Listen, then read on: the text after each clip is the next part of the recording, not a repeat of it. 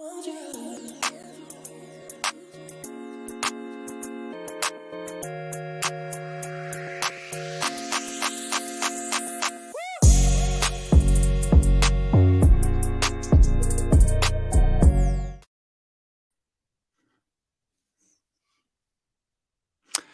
going on, guys? Good morning. Welcome back to United View. Hope everyone's doing very well. Welcome back to another edition of the Morning View. As you can see, there is no partner here with me. There is no co-host with me here at the moment because Marcel is a disgrace and he's a cheat. Okay, I know he can say about living outside of time and all that kind of stuff. Disgrace, cheat. Do you know what's happened this morning? Peek behind the curtain, right? I sent Marcel the link to this show, 8 o'clock for a 9 a.m. start. You know me, my big bugbear's lateness. So 9 a.m. start, right? It's getting a bit later on. I'm thinking, I'm looking at my watch here. I'm going, oh, it's taking a while. It's taking a while, Marcel. It's taking a while. And then you know what he does? He messaged me 9 o'clock. 9 o'clock. He messages me on my way. That is a disgrace. That is a cheat. I hope he gets relegated. Absolutely. Oh, you know, so I'm waiting. I'm thinking, oh, do I wait for him to arrive? Or what do I do? It's getting 5 minutes past. You know me. I start getting itchy. I start going, oh, I've got to start. Oh, I've got to start. Oh, I don't know. And you know what the worst thing is? As I'm talking right to you right now, I can see he's entered, but he's not even here. It's a disgrace. It's a cheat. And there's a poll in the chat currently. It's been up for 5 minutes. It's got 172 votes as of the time that I'm talking right now. And the question was, who is late? And there were two options, and they were both correct. It's a rare poll in which both options are correct. And Marcel, 85%, and Marcel also 14%. It's a disgrace. It's a cheat. And I hope he gets relegated. Welcome to the show, Marcel. Morning. My internet's been interneting, Owen. That's exactly what's been happening today. My internet's been interneting. I've been finding it difficult to get on for some reason. I don't know why it's not been working, but good morning. I see you've given me the classic introduction. The old internet excuse. Wow. No, I swear. Wow. I'm right next to the hub right now. I've had to move it. Normally I'm at, care home settings. I'm the other way around. Yeah. No care home settings today. Some people say you just woke up. Nah. I've been up for a little while. Some people says you just woke up. Some people saying you have a Valentine's Day hangover as well. No. Unfortunately, I went on a date on the weekend. Remember? Yeah. Well, Tabaslow says you just woke up. There's lots of conspiracies going on in the chat, Marcel. Lots of conspiracies going on right now. Nah. Don't blame Mopay. Nah. What did Mopay do? Anyway, we've got a lot to get into as well this morning, Marcel. There's a lot of news. Going on. I thought you had overslept because you were sending messages late last night as well with this whole Kylian Mbappé thing. I saw I saw a lot of Marcel capital letters. You know, when Marcel gets excited on WhatsApp, he sends a lot of capital letters, and he was doing that last night. So we're going to talk about that. We are going to talk about the Qatari takeover bid, imminent. From not QSA, possibly, and also talking about how UEFA aren't going to block this as well. So there is a lot to get into this morning as well, certainly. So be sure to smash the like on the like button, be sure to subscribe as well, bottom right-hand corner. Let's get in, actually, to this latest news when it comes to a Qatar bid for Manchester United, because one of the biggest hang-ups about this bid was that UEFA could block it because, of course, the same people that are allegedly bidding for Manchester United are the same people that own PSG. But according to Mike Keegan and Sami Mokbel from the Daily Mail, UEFA will not block this Qatari investors from buying Manchester United. Again, this was a big story late last night saying UEFA will not block a Qatari ownership of Manchester United in a major boost for the bidding group for the oil state. Of course, it was revealed last week that a Qatar-based consortium had launched a bid for United, but faced a potential hurdle in UEFA rules, which banned them from controlling multiple teams in their competitions. QSI, Qatar Sports Investments, already own PSG. There are other factors at play, as well as the separation of the two ownership groups, PSG president and Qatari national Nasser Al-Khelafi. Is it Khelafi or Khalifi? My pronunciation is going to be bad on that one. You can let me know, guys. Is a close ally of UEFA president Alexander Ceferin. Ceferin was a guest of Al-Khelafi at Tuesday night's clash between PSG and Bayern Munich in Paris. Of course, neither of those clubs were among the European Super League rebels, something of which UEFA were grateful for. With the threat of a breakaway league lingering, that relationship remains strong. Basically, this UEFA rule is against multi-club ownership, and it states that no individual or legal entity may have control or influence over more than one club participating in UEFA club competition. Of course, this season, that wouldn't have been a problem since Manchester United aren't in the Champions League. However, it's understood that UEFA aren't going to step in the way. They're happy, Marcel, that as long as they can prove that they're separate entities, as long as they sign a piece of paper or anything like that, that United could be owned by the Qataris. What are your thoughts on that?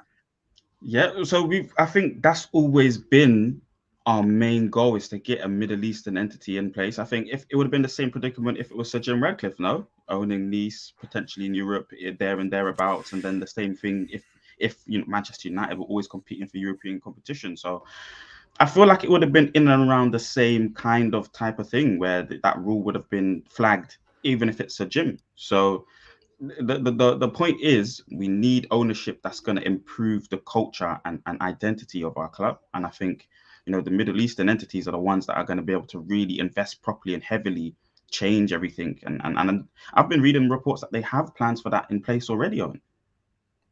Yeah, I mean, again, I think that's almost, from what we've sort of seen and from what we've heard, is that that's sort of been their biggest thing that they're working around the clock on. They've already, by all accounts, got some of these things that they want to do in place, what their investment plan would be, their thing that they thought could be the most difficult. And to be fair, since the first reports of Qatari interest came out, the biggest thing was they said there might have to be some regulatory changes, they felt, because of this, proving of this separation. And to be honest, let's call a spade here, in that there's not a lot of separation. They would technically be owned by the same people. I think their point is that it could be two separate groups of people running PSG and Manchester United, so there isn't crossover. Of course, the most likely is going to be crossover. I would suspect we probably will see Manchester United versus PSG in friendlies and all that kind of stuff, right? Yeah. I would suspect you can't be naive to it.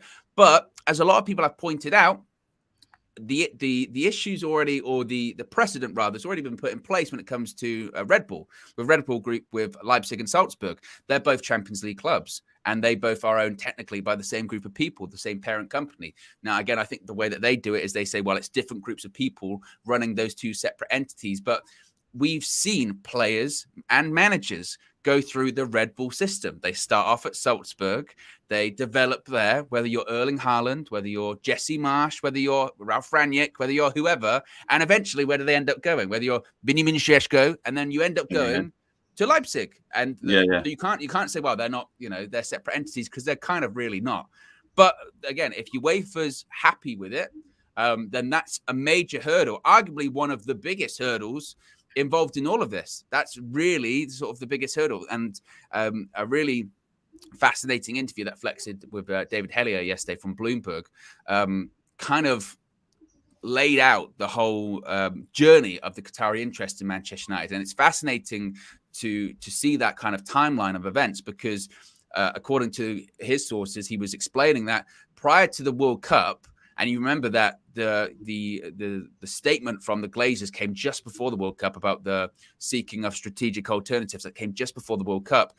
At the time, there really wasn't any Qatari interest. There was, we've got PSG, we've just bought a stake in Braga. I think they were buying stakes, or they were purchasing sort of smaller clubs around the world, but that was their interest. That's what they were looking for. And then because of the success of the World Cup, because of the I guess, national pride that came out of that, and putting on, let's be honest, one of the best, certainly run World Cup tournaments, arguably ever, amongst all of the noise that was going on. Because of that, they said, well, maybe we need to expand, maybe we need to go further, and they held these talks. And then whenever a club a size of Manchester United becomes available, they then have to have these discussions of, is this an opportunity we can afford to pass up? And the response clearly was no. So when it comes to Friday, 48 hours time, reportedly there is going to be at least the declaration of interest. That's, again, it was really interesting, Marcel, to see what that deadline actually looks like and what goes into that deadline. It's not like bids have to be in by Friday. It's a case more of, they want some kind of declaration of interest, and it would appear Friday they're going to declare their interest. It's good news for us. I'm not really surprised that a Middle Eastern consortium of sorts is coming together for the interest of Manchester United, massive club across the world. But I was thinking maybe a different Arab Emirate, stepping up for this kind of role. But if it's Qatar again, it's only a positive for me. It's only a positive, and it would really. I just want to see what transpires from this time onwards. I was saying before, I was worried about what happens. Once they actually get their foot in the door and they're able to make these changes, what's actually going to happen at that stage? But we might not even get thus far. It might still be a percentage, because UEFA won't allow them to come in the way that they want to come in and change and be the owners of the club. So, but I think it's a good thing. I think it's a good thing that we were able to get the best level of quality and the best of class. Once Qatar come in, I think they're able to change everything, the whole dynamic within our club. So I'm very happy and positive. I think what is interesting about all of this is, like, obviously it must be stated that they're not the only interested parties. They're not going to be the only interested party. Again, we know Sir Jim Ratcliffe is actively seeking funding and has got funding from JP Morgan, Goldman Sachs as well. So he's still very much in the conversation. There are these other entities that we don't know too much about just yet. There is still significant interest from Saudi Arabia, like private investment firms in Saudi Arabia. Of course, there are still these consortiums from the United States, all of those group of people that were interested in Chelsea, they still got to come to the table as well. And I think that the reason this Qatari news is really significant is because there is a general feeling, isn't there, that if it were to become a bidding war, which is ultimately what the Glazers want, they want to sell for the highest price possible. They want to get that 5 billion, 6 billion price tag. There is a general feeling that if it were to escalate into a bidding war, then Qatar most likely would win. It might become just a situation of who's got the most money and who's willing to go the highest. And again, maybe that's why it's significant. And maybe, that's according to the reports we've seen over the last few days as well, is they were confident themselves. And when you hear this, when you read this, certainly, that they're confident that any bid they'll do will blow anyone else out of the water, then you go, well, it's really then a case of up to them. And it's a case of the Glazers going, how high do they think the Qatari bid will be willing to go? But it is important to stress that, again, it's not done at the moment. And we're not even at that deadline yet. That's a soft deadline. And the real hard and fast deadline will be more so maybe in a couple more weeks' times when it comes to actual bids, actual sort of proof of funding and all that kind of stuff. So there's a lot more involved in that. KG's also in the chat, says, morning, everyone. I heard, Marcel, a rumor this morning. Go on. What happened? I heard a rumor. And it was very early on in the chat. And I haven't seen this like in a video. I haven't seen this on Twitter. It might have been during a KG live last night as well, that I'd sort of put my head in a little bit.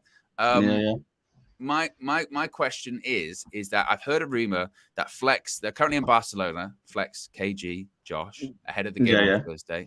Yeah. I've heard that Flex wants to change his hotel room because there's a spider in there. Now, I don't know if that's true. I don't know if that's true. That's alleged. That's rumors. I don't know if the chat can confirm that. I don't know if KG, who's in the chat, I don't know if he can confirm that. He's also adding to the speculation. Marcel Defo just woke up. Oh, come on, guys. So, there's lots of people Oh, there you go. KG says, "Did you know Wamby showed up in Flex's room?" So this might be a tarantula. Is it a tarantula? Because Spain, Spain. Oh, whoa! What do you call it? What do you call it? Tarantula. That's a big spider. That's like a massive. What? Yeah. You said a spider. We're talking about Wamby. Say it again. Have I said it wrong? Say it again. Tarantula.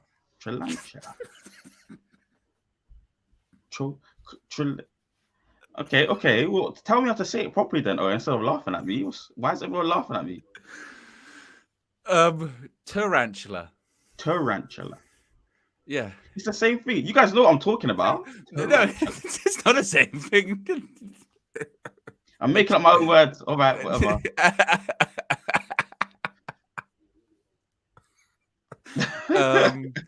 I don't know if it was Trillarantula. Lots of people saying you're tired. I'm not. It's morning. It's morning, so I guess I'm up earlier than usually, I guess. I don't know if it was a tarantula. But this is a thing with Flex, is a lot of people don't know. He is very not a tarantula.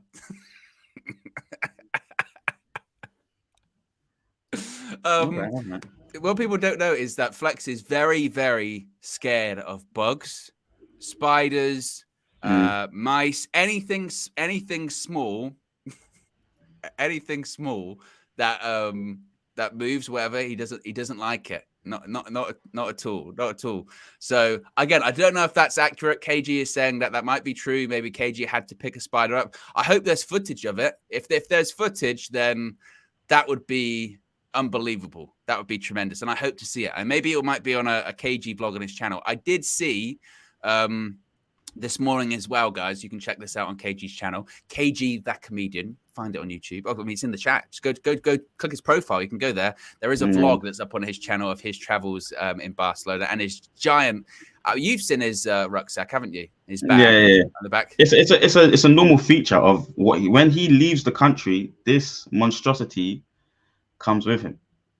This massive bag of his whole. Bigger than Marcel. Yeah. It can fit 3 of me in there. This massive bag and a tarantula. 20 of those can fit in this thing that he has, and he has he has a hat or something matching with it as well. He must has a console in there as well. He's a good guy. He's got. He's great. He said it. That's what he kept saying in the vlog. He kept saying my soundboard. It's got my soundboard in. You'll have a soundboard and everything else. Everything else is huge. Derain with the super chat. He's put a tarantula in the in there as well. But I think Josh said he removed the spider. There you go. Josh is okay actually with bugs and all that kind of stuff and creepy crawlies. He's got a Spider-Man emoji as his picture. I mean, I used to be. I'll tell you what, Marcel. And still am. I'm quite afraid of spiders. I don't like them at all.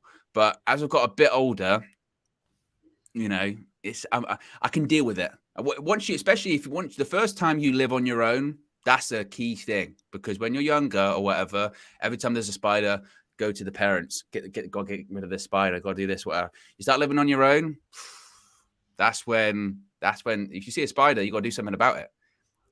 Which for me, I used to just throw stuff at it, and then eventually, it would be done. But you got to be. It's that's tough. That's tough. But Flex is a grown man, so couple of other super chats here. George says he pulled a Rashford. He's referring to Marcel, pulled a Rashford, and Robert also says Owen Marcel, and then brackets the L's turned into late. It's very good. Says what are your views? Never ending for those with those the L at the end. Marcel, I already told you this. Also, that's a point, actually. I've already been distracted, but we'll go with it. What is the thing with the spelling of Marcel? Because I'm still confused by this. I don't know. I don't know what it originally was, but maybe it was to do with the hair, I think. My agenda against the hair. Everyone had enough. They're saying, oh, you had an L. That's what it was originally. Oh, no. I meant more. So on the channel, we spell it Marcel. And I recently learned that that's not correct. Oh no, it is. That is correct. That's how he saw my name. Well, so why was Josh spelling it with S's? I don't know. I have no clue. It's C and one L. Or two, or it's however you want to spell it. That sounds like Marcel. However you want to spell it, that just sounds like Marcel. As long as it sounds like Marcel, that's how you spell it. But it's C and one L right now. Right now. Yeah. I also do want to talk about this Kylian Mbappé thing last night, because I saw, Marcel, you were getting very excited about this. So obviously PSG played Bayern Munich last night in the Champions League. They lost 1-0. And after the game, Mbappé posted something on Instagram. Now, Mbappé came on, I think, for like 20 minutes or something like that. He's had a hamstring issue or something like that. And was it the one he scored that got ruled out? They had a couple ruled out, and it was a pretty good game, actually, in the end. They posted something on Instagram, and it was in French. But when you clicked translate, it translated to "all that remains to be done," ... and a red and blue emoji. And then after that, it said Manchester United's team is now on at PSG. Now, clearly, it had to be a translation error, because, frankly, in the French words, there was just not that many words, and you would be able to see Manchester United in the French language. So the translation was very, very odd. What did you get into? What did you think about this, Marcel? Because you love a conspiracy. What did you think about it? Yeah, I appreciate that, man. So I just feel like it's a coming of, nothing is ever nothing's done unintentionally. Everything has a link and a purpose. Everything in this world is linked together. And this is another one. This is another thing. Yeah, I know. I have a feeling that Mbappé to Man United it's very possible. I don't want to take it out of the realm of possibility. And I've been saying it months ago, Owen. It's funny. It's similar to Harry Kane thing. I was saying it months ago, and then it came into reality. And I'm doing it again now with Mbappé. It's very possible. That's all I'm saying. And these little mistakes are bringing forth that reality that it's very possible. A lot of people I'm seeing online, a lot of people saying, Rashford and Mbappe can't play together. Again, that's crazy. That's just ludicrous to me. World-class players can play with other world-class players. We've seen Rashford already, similar to what Rooney did as well, just drop his level a little bit or do more of the humble work for another outstanding footballer. Rashford's capable of doing that. He's been doing that. So those two type of players can play together. It's Qatari interest, and Mbappe's even accidentally highlighted the possibility. Hey, I'm just saying, and I wouldn't be surprised if it does happen. Mbappe, the number 7 shirt right now is free. We need takers, and Mbappe is the best taker on the planet for that shirt, and I would not be surprised at all. So, Mbappe, bring on Mbappe, 2020, 2024. I think his contract finishes in 2025. So I would give it a little bit of leeway. He might stay on for another season. He's quite loyal to PSG. But again, I could see it happening, man, and I wouldn't be surprised at all, not one smidgen. First of all, it's just a translation error. Clearly, I don't know what's going on with Instagram, but it's not. I mean, I know you can say it's signs and all that kind of stuff. And Marcel is reading, I guess, like tea leaves and all this kind of stuff, and reading people's palms, going, "I see the Mbappe line. It's here. Can you see that? Can you see my Mbappe line, Marcel? It's there. This means Mbappe." Torah cards? Do you know what they are? Torah cards. Torah cards, yeah. Yeah. These things that read your Torah. Yeah, well, so I'm saying everything wrong today. You've pulled out the Mbappe card and gone, this means you're going to sign Kylian Mbappe in a year's time. Look, you know what, Marcel? I'll give you the benefit of the doubt in that if we were to be purchased by Qatar, and whilst there will be separate entities to the people that own PSG, absolutely, Mbappe to United could be a possibility in that, in the same way that it would be within their best interest to keep Mbappe in that sort of Qatari network, shall we say, right? And it gives them an option because there was a report, I was going to bring it up later this morning, but now that you've brought it up, it was from Le Parisien. And it was saying that the Emir of Qatar has always had Manchester United in his heart. This project is his project, his will, Marcel. Do you like that? This project is his project. It's his will. Now, as I mentioned, the offer will not come from QSI or QIA. The Qataris is considering a scheme that would allow an independent investment fund to take control of Manchester United. There would be nothing illegal about it. And this was the bit that really sort of piqued my interest, as it were, saying that in Qatar, nobody is interested in Ligue 1. The likes of Lionel Messi and Kylian Mbappé are just watched when they play in the Champions League. As in many other parts of the world, the only championship that excites is the Premier League. And when Mbappé, and this will happen, when Mbappé decides, I'm a bit tired of winning the league every year in France. I want to achieve more this season, unless something happens in the second leg. Don't really look like they're going to win the Champions League again. And his reasoning for wanting to go to Real Madrid was obviously because he was a big fan of Real Madrid, but also because he wants to win Ballon d'Ors. He wants to win Champions Leagues, and he wants to win leagues that matter. He wanted to win the Liga. He wants to win the Premier League.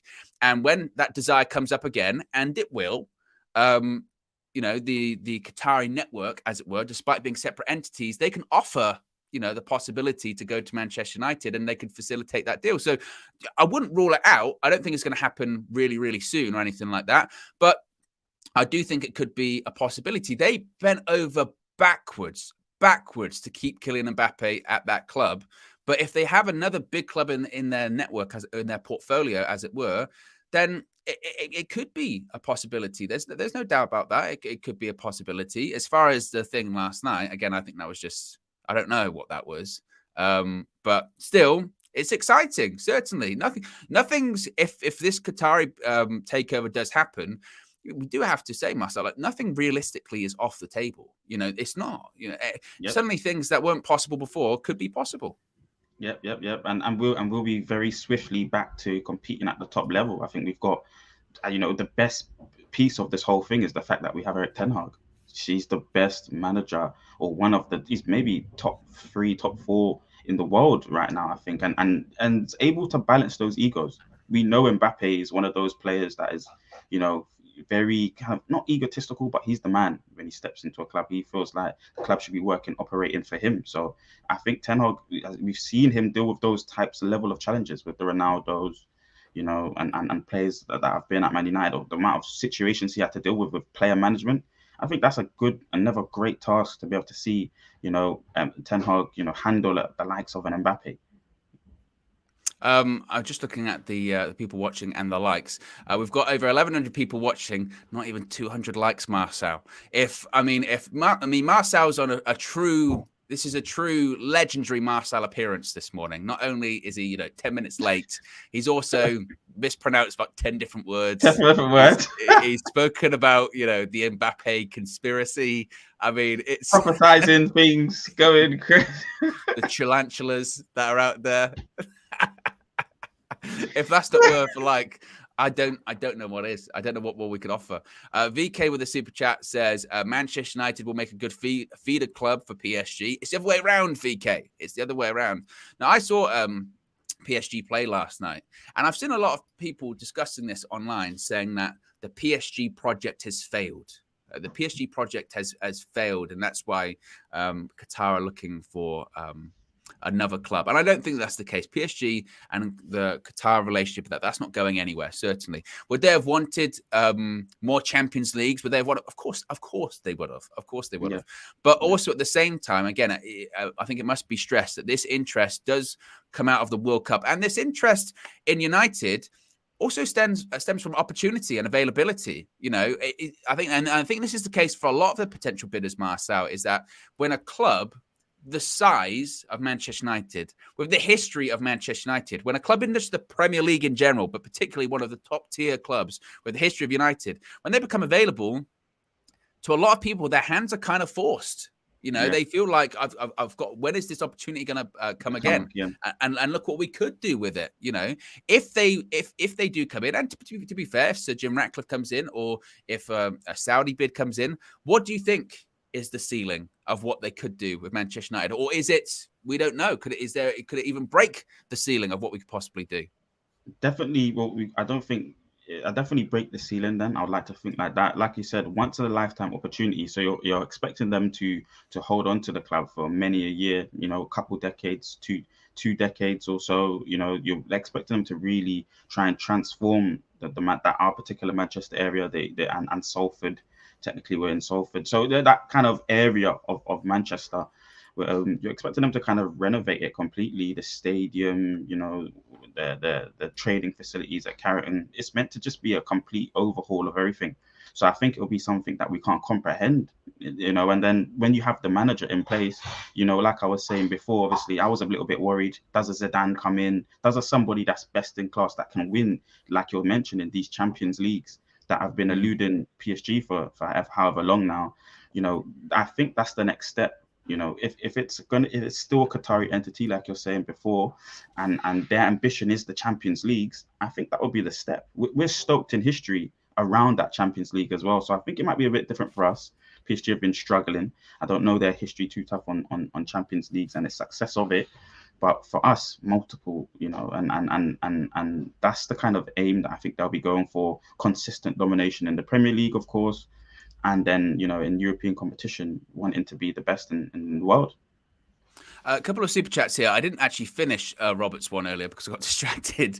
So the question was, what are your views on morality and Qatar ownership averse? I'm not huge on it and wouldn't mind partial ownership and debts paid off. Well, I think, first of all, my feeling is on the partial ownership thing is I feel like that's posturing on behalf of the Glazers. We have heard those stories about, you know, possibly a minority, someone coming in, purchasing, you know, spending a lot of money on a minority stake in Manchester United, the Glazers staying and basically just paying for the stadium and the training ground. I don't see why anyone worth their salt would do that.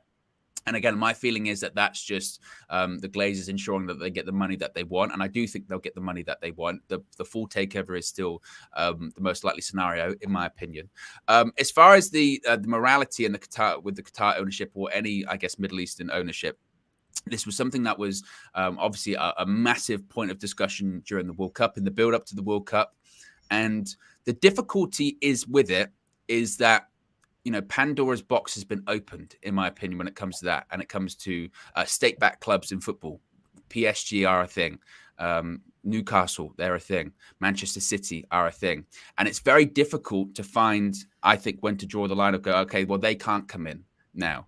And again, it's a difficult one. And I don't want to get into politics too much because obviously, again, we're a fan channel, we're talking about football here. But certainly... it is a discussion that I think a lot of people will be having. And I think it is something that certainly a lot of Manchester United fans will be thinking about, certainly as well. Nick also says a black Swedo, and there's a lot of spider situation stuff going on this morning. David G says, do you feel there'll be a big change in the summer? Can't see Ahmad, Hannibal, Lindelof, Maguire, Elanga, Hannibal again, Facundo wanting to hold bench. Well, so you appreciate the contribution, David. Ahmad Marcel, I could possibly see him coming back. Maybe I could see him also going back out on loan this time to a Premier League club. Hannibal, did you see the goal he scored for Birmingham the other day? No. Worldy? Oh, Worldy. Mate, it was one of those ones where, you know, where it's a free kick and it's like 25, 30 yards out, and it looks like it's one of those ones. The angle is we're going to cross it into the box. And what Hannibal does instead is he's looking like he's going to cross it into the box, and he just takes a shot near post and catches the goalkeeper out, scores. Brilliant. And it was in a derby as well. I think it was against West Brom. So it was like a proper Midlands derby. Important goal. Yeah. First senior goal as well. It was fantastic for him. Could see him going back out on loan next season, again to a championship club. I don't think he's anywhere near ready for Manchester United. Lindelof and Maguire. I could see Lindelof staying. Maguire, Marcel, I think his time at United might be up in the summer. Yeah. Agreed. Maguire definitely out. Ahmad, I think, needs to come straight back in. I've been watching a lot of Ahmad, you know, really talented player. And we're talking about, you know, end product from Anthony. And I think Anthony will get there and will become a fantastic player for us. But Ahmad, you know, in the championship right now is just on fire. Looks really, really good. Definitely a future talent there. Hannibal, he's in the 10 position, which is quite a weird one. I think if he can be converted maybe to a 6, then that would be interesting, I think, for me. if he could be a 6/8 in the Eriksen kind of mold and learn to do the defensive duties. But right now he's in the 10. I think that's just, he's not going to get past Bruno, for the next God knows how long. And then you got Sancho kind of taking rank there, here and there, especially when he's back in form. I don't know. I think it might be difficult for Hannibal to make his way in. Shoretai, sorry, he's been doing well as well. I've been watching a bit of him. Yeah, he's been doing well. I've been watching a bit of him as well. But you're right. The main assets whatchamacallit, Maguire, is definitely going to be sold. Durain's been a member for 1 month. Appreciate a lot of Durain's been doing a madness on the channel in the last couple of weeks. He's been gifting memberships. It's been tremendous. Says, looking forward to the new Raw content with the flex and KG emojis. Yes, if you're a member of the UB Members Club, you can click join right now on the channel. You get access to all of the badges, all of the emojis, members priority chat, plus, as I mentioned, members exclusive content. You get the back catalogue of UV Raw. I'm sure a lot of filming, well, I know a lot of filming is going on right now too over there in Barcelona. In addition to that, we've started doing these Q&A streams as well. I did one last Saturday, which was a lot of fun, actually. A lot of people turned up for that. Lots of questions, interesting questions. So you get all of those perks and much more. So yes, keep an eye out for new UV Raw episodes coming soon. Nick with the super chat says, smash a like, people. Brilliant entertainment from Marcel. Chalantula gang, hashtag. And Raul says... It's tarantula. With a tarantula. Tarantula. Listen, I've been saying it like this for a long time and getting by, Do you know what? That's concerning, because I feel like a real friend, when someone says something that's like, incorrect or whatever, a real friend goes, "What did you say?" You don't say it like that. The worst thing to do is if someone pronounces something wrong, is to go, actually say it like this. It might come across as being annoying, but it's the right thing to do. You save people issues in the future. I appreciate you.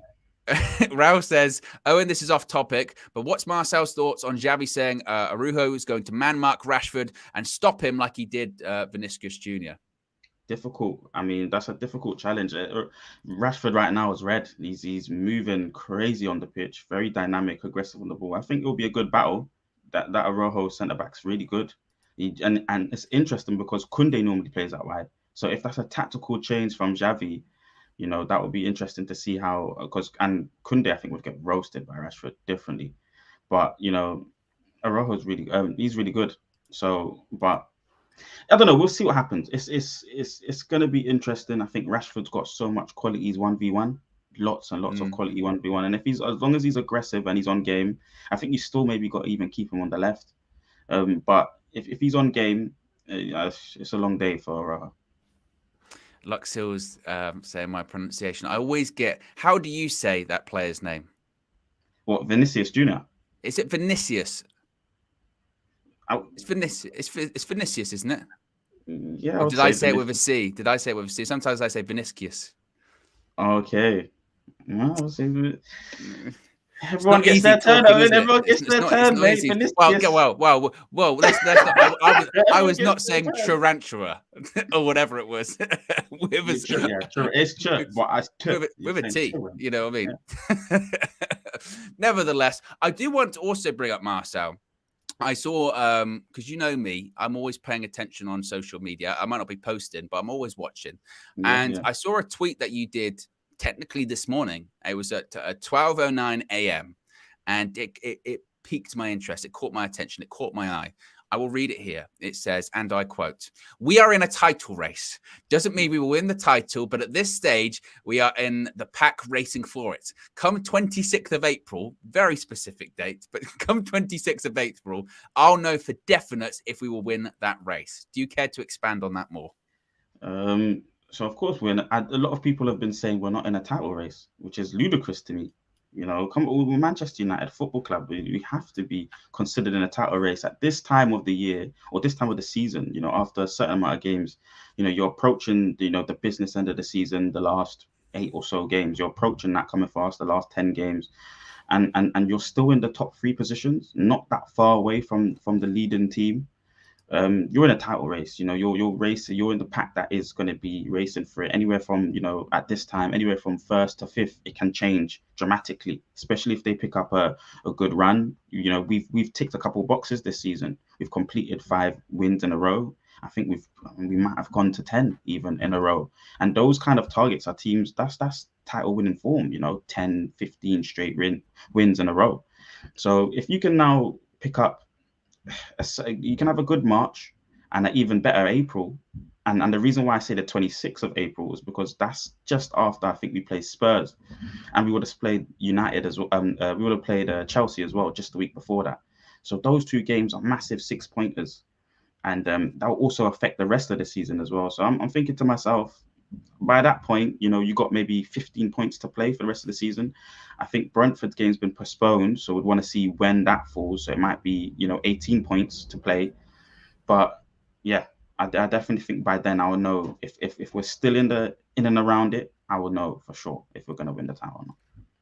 I think it's an interesting one because Flex had a chat with Semra Hunter last night. That's on the channel. Be sure to check that out. Mm-hmm. Not a full preview of the Barca game, but more of a general conversation of how Barcelona are doing, how Manchester United are doing. Someone pointed out in the comments, they said every time that Flex talks to Semra Hunter, we lose. Our record against Spanish opposition is just not that great. I don't think it's got anything to do with Semra. But she was saying that she thinks Manchester United are in a title race as well, which is interesting. KG, the other day on the Full View, he was full of chest, Marcel, saying that absolutely we're in a title race. Absolutely, absolutely. For me, again, I still don't think we are. I do look back on those first 2 games of the season, right? And I think everything kind of stems back to those first 2 games, that Brighton game, but in particular that Brentford one. And I just think that had we won those 2 games, we're talking about 6 extra points, then we'd be absolutely having the conversation of now. I'll tell you what, we are well in this. We'd be, I mean, how many points behind are we up with Arsenal at the moment? They're top with what? Let me double check. I'll see how many points behind we are. I'm sure the chat will let me know immediately. But so Arsenal top on 51. So if we'd have those 6 extra points, we'd actually be top of the table, right? So those 2 games at the beginning of the season, you could say, "Woof, that would have been the one." So the fact that we are 5 points off Arsenal, and they do have 2 games in hand, but look, one of those game in hands is tonight against Manchester City. And if that was, I mean, what's the best result for United there? A draw, probably, right? A draw. Yeah, but I would still want City to maybe pick up that game, and then I think it's got to be 1 City win and then a draw would be because I'm thinking about both the head-to-head. They got to play each other. Well, if it was a draw tonight, that would mean City would go on to 49 and Arsenal would go on to 52. That would mean then with 1 game in hand, we'd only be 6 points behind. And you go, oh, okay, that's not bad. When it comes to City, we'd be level on games and we'd only be 3 points behind.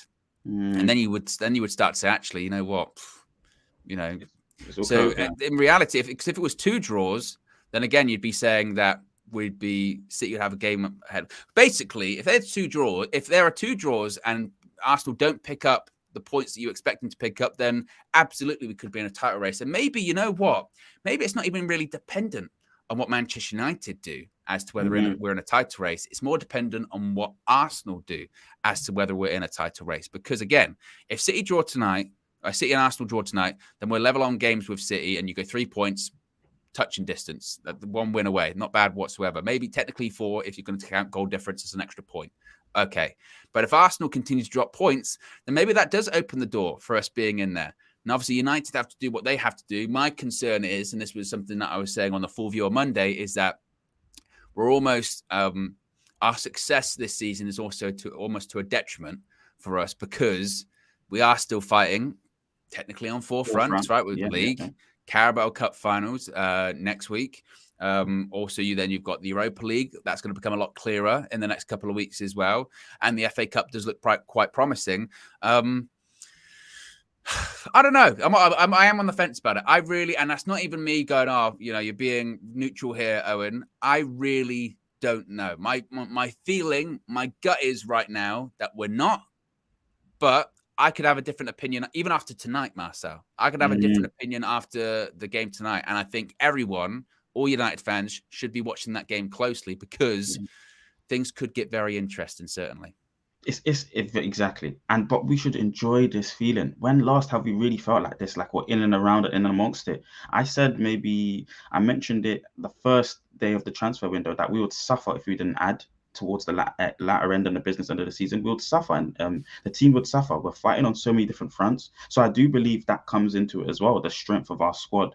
But Ten Hag doesn't ever seem to make it look like that's ever an issue. He doesn't really complain too much about that. He tries to put the strongest team out every single game. So you can kind of almost anticipate that the squad's going to be, or the starting 11 is always going to be sharp, is always going to be good, and that gives us confidence going into the tougher fixtures. He learns from his mistakes. He tinkers things well. He doesn't, it's not, he always improves on his other performances. That is, if any losses or whatever, he rectifies them.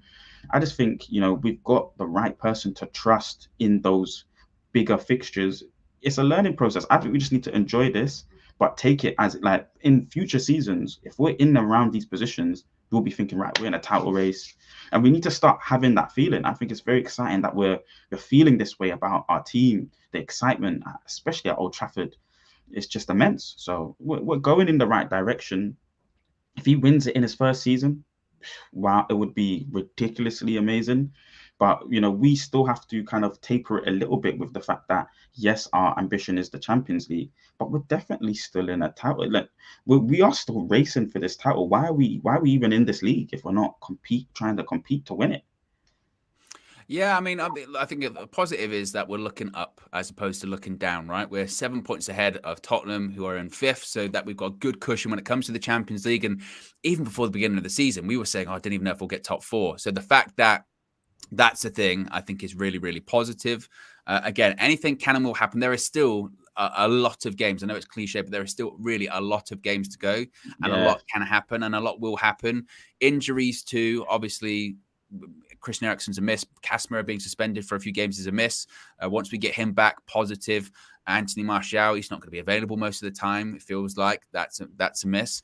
But who knows? Anything certainly is possible with this manager. And sometimes it's about opportunity as well. I think one of the biggest signs that United might actually be in the conversation is that, we drew, Marcel. We drew against Leeds at Old Trafford midweek, or this time last week, wasn't it? We drew against Leeds, and the amount of stuff that I saw on social media, or like comments and all this kind of stuff that was like, ha ha ha, Man United dropped points, Man United dropped points. It was a draw. You'd have thought we'd lost 3 or 4-0.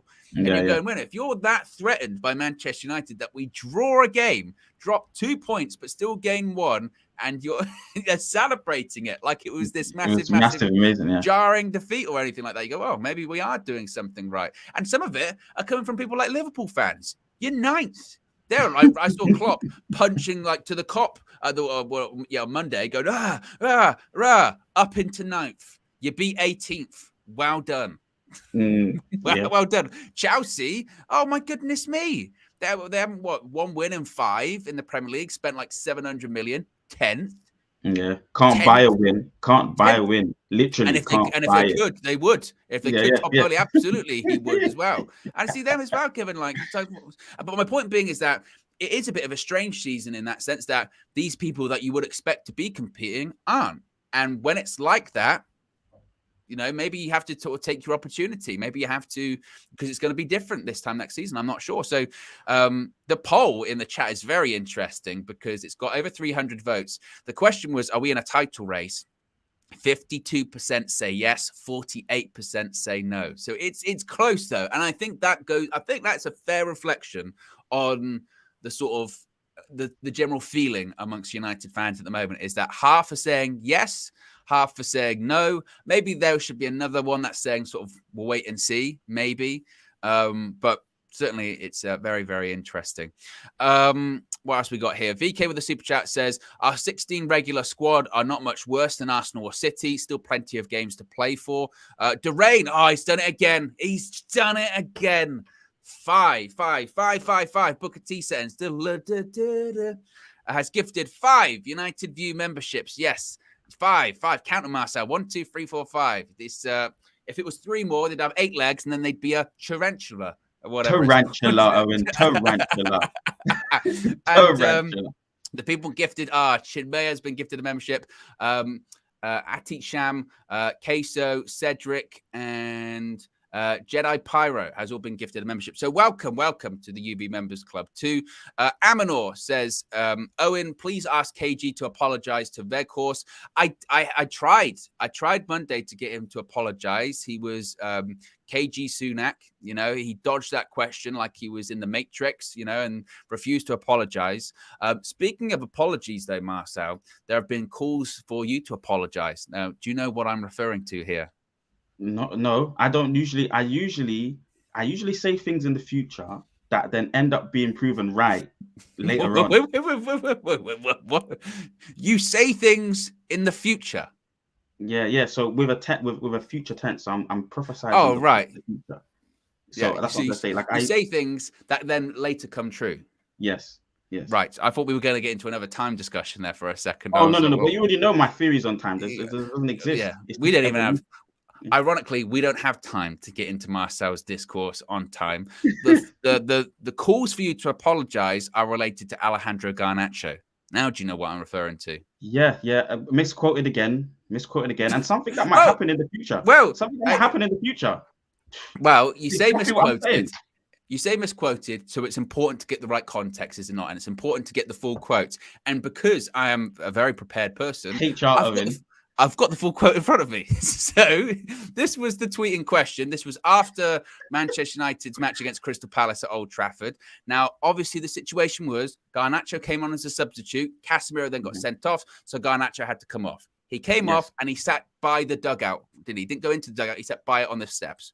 Yeah. And it's what Marcel said. He shared a screenshot. It was a tweet that's got over 800,000 views.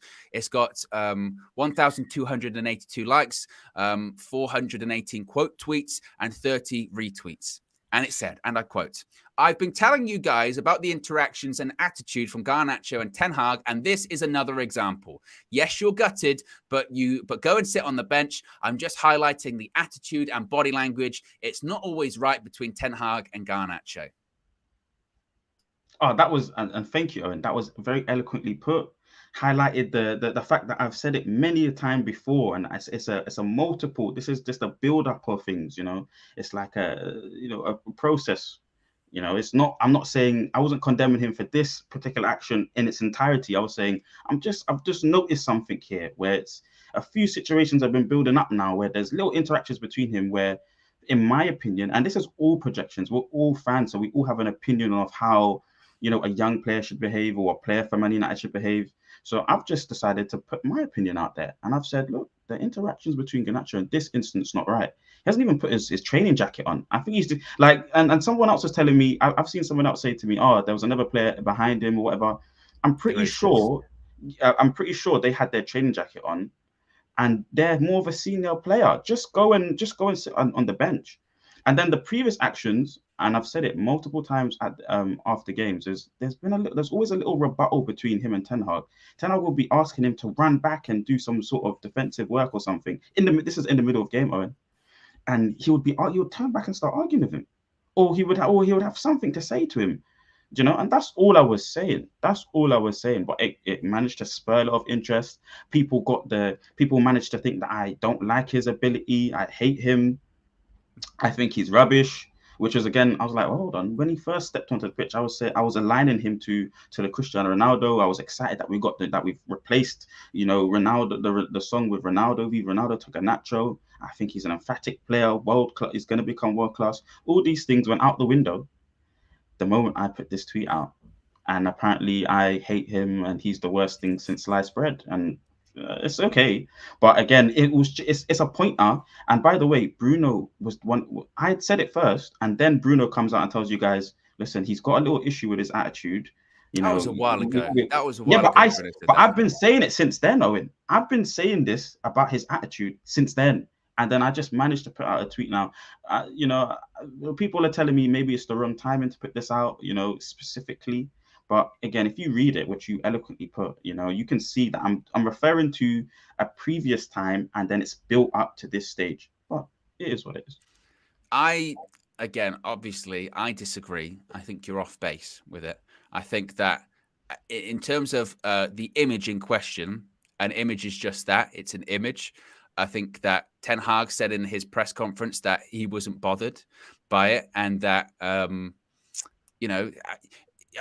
of course he's going to be upset and angry for coming off, because it's always embarrassing, especially when you're young and he wants to play, and it's a good thing. There might have been some stuff in the summer, and there was reported that's why he didn't play on tour, and that's why it took him a while to get into the team. But at the same time, I just don't think it's even really that deep.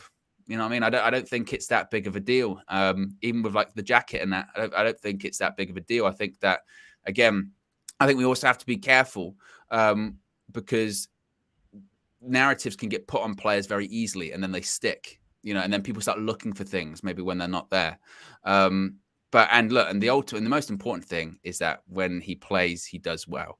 And he will only get better. I think that he's a real special talent. Real special talent. I think people that have underrated him will be proven wrong. To be fair, they'll be proven wrong. And I think social media being as it is, and to be fair, probably just life as it is nowadays. People are so quick to write people off, as well, that one bad game makes him a bad player. In Marcus Rashford's case, one bad season makes him a bad player, which is not the case.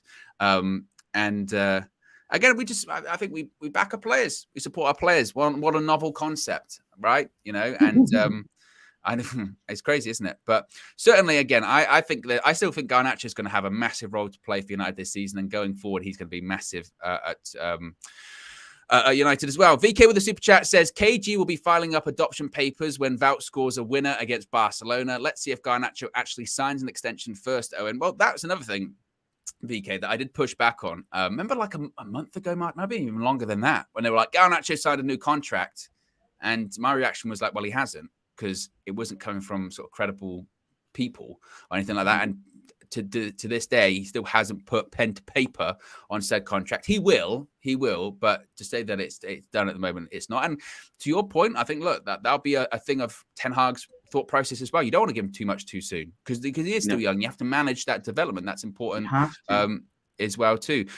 Just before we wrap things up, we've still got over 1,000 people watching, less than 500 likes. We've got we can do 150 in the last minute here. Also, as well, just to finish up this poll, add over 500 votes in as well. Very, very tight, because it's shifted, Marcel. Are we in the title race? No gets 50%. Yes gets 49. I don't know how that works, because that goes to 99%. But still, according to YouTube, no had more votes, even though there is a percentage missing. Marcel could get very conspiracy on that. Yeah. That doesn't make sense. So there you go, guys. That's the show for this morning. When I say there's plenty to get into today, there is a lot to get into today. Of course, as I mentioned, Flex, KG, Josh, they're all over there in Barcelona. So there is going to be so much coming. There's going to be previews, a special Flex and KG show, everything. So keep on out. Make sure you click subscribe, click the notification bell, because then you'll be notified every time something does get uploaded, every time we go live. There's a press conference later today, which I'll be doing as well. So that's going to be there as well. Of course, tomorrow it's match day. So we've got the full match day experience. We've got match views, fan views, all that kind of stuff. So now is the time to subscribe if you haven't already. Be sure to smash the like on the like button. Be sure to subscribe. We're out of here. Have a great Wednesday, and we'll speak to you again very soon. Peace.